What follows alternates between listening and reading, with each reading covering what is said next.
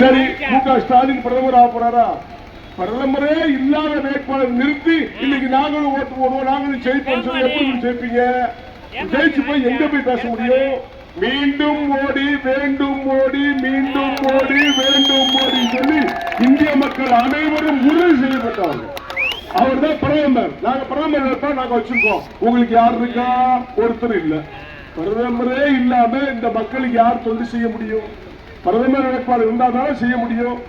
உட்கார் இந்த போய் பிரதமர் வேட்பாளர் கேட்டா சொல்லுவாரா? சொல்ல முடியாது. இப்போ அதிமுக எடப்பாடி இருக்காரு, தனியா நிக்காரு, தனிமரமா, அவர்கிட்ட போய் கேட்டா சொல்லுவாரா? சொல்ல மாட்டார். அப்போ உங்களுடைய வாக்குகள் ஜெயிக்கணும். அது பலாப்பழம் ஜெயிக்கணும். சிந்தித்து வாக்களிக்க வேண்டிய சின்னம் பலாப்பழம், பலாப்பழம், பலாப்பழம். இன்னைக்கு எவ்வளவோ வேட்பாளரை பார்த்திருப்பீங்க. இவ்வளவு அந்த மாதிரி ஆளை நீங்க பார்த்துக்க முடியாது. எனக்கு தெரிஞ்சதுனால சொல்றேன்.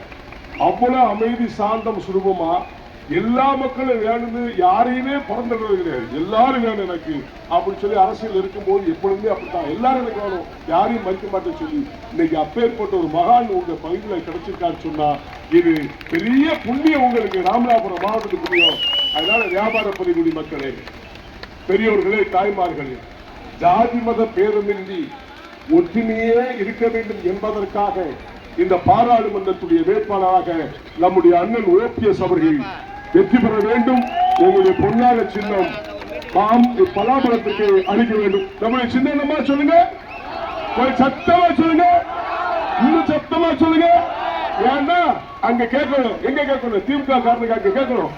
நம்முடைய சின்னம், உங்களுடைய சின்னம், என்னுடைய சின்னம், அண்ணன் ஓபிஎஸ் அவருடைய சின்னம், ஏழை எளிய மக்களின் சின்னம், விவசாய பருகுடி மக்களின் சின்னம், வியாபார பருகுடி மக்களின் சின்னம், காவல்துறை அதிகாரியின் சின்னம், காவலரின் சின்னம், வெற்றி பார்க்கிற சின்னம், ஏழைகளின் சின்னம், எதிரிகளுக்கு சிம்ம சொப்பனமாக விளங்குகின்ற சின்னம். நன்றி, வணக்கம்.